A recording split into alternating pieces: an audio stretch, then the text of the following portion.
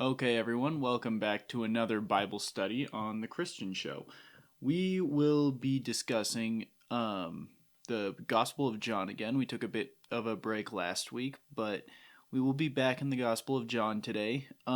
Today we'll be discussing John chapter 1, verses 6 through 9, and I will be reading to you out of the New King James Version of the Bible.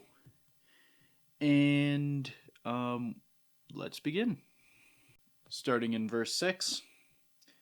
There was a man sent from God whose name was John. This man came for a witness, to bear witness of the light, that all through him might believe. He was not that light, but was sent to bear witness of that light. That was the true light, which gives light to every man coming into the world. As you can see, we will not be getting through the Gospel of John very fast. It will take probably more than a year to get through, but that is okay.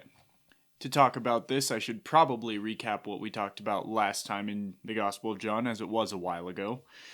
What we talked about in the first video, John chapter 1, verses 1 through 5, we looked at how John used the subject of time to convey Jesus' divinity. So, the Gospel of John, unlike the other Gospels, starts at the very beginning of time. It begins with the words, "in the beginning," just as Genesis did. Now, this is something that will be noticeable in the Gospel of John throughout the rest of the book, really. John has significant more focus on Jesus' divinity. The significant time jump of this, starting from all the way back infinitely in the past, it shows how Jesus is all the way back there, and yet he doesn't become a man until 0 AD, basically. Jesus is so much greater than we are. He may be fully human, as we are, but he is also fully divine. He is God as well. Now, what we just read, starting in verse 6, was referring to John the Baptist. Not John the author, John the Baptist. This change in perspective not only shows the difference between Jesus Christ and us, but also Jesus Christ and John the Baptist. Now, Jesus will later describe John as the greatest man to have ever been born. So, if John the Baptist is the greatest of us humans, and Jesus is infinitely greater than John, how much greater is he than us? Think of any single person, think of the person you admire most in the world. That person is still less than John the Baptist, but for a reference, a scale of reference, consider the person who you admire most. And then think how Jesus is infinitely greater than that person. Now, John, being the greatest of us, was called to be Jesus' herald, basically. Now, as Christ's herald, he did a very effective job at that. Look in the book of Acts, how frequently people will have only heard John's message. Apollos, for example, he was spreading John's message. He had never heard of Jesus. But once Paul told him about it, how much greater that ministry became. John did incredible work before Jesus, and did pave the way for Jesus to come.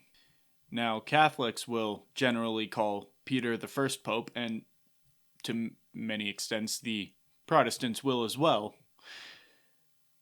But one could use the same logic and call John the Baptist the first pastor. Now, we continue to see that John the Baptist is specified to. Now, the gospel then goes on to specify that John the Baptist is not the Messiah. This was a common misconception back in the day. If you look just a little bit forward in your gospel, people will ask John the Baptist if he is the Messiah. John will respond, no, he's not. They say, are you the prophet? John says, no. He knows he is the herald of Jesus. He knows that he's preparing the way for one much greater. To further explain this point that I mean, let's turn to the book of Proverbs, chapter 1, verse 7. The fear of the Lord is the beginning of knowledge, but fools despise wisdom and instruction. For one to be truly wise, one must understand God. They must understand that God is significantly greater than we are. One could not be considered wise without first having a worldview, understanding that God is the greatest. Everything is under him. I will return to this point in future episodes. This one is turning out short. But the world really only has two worldviews.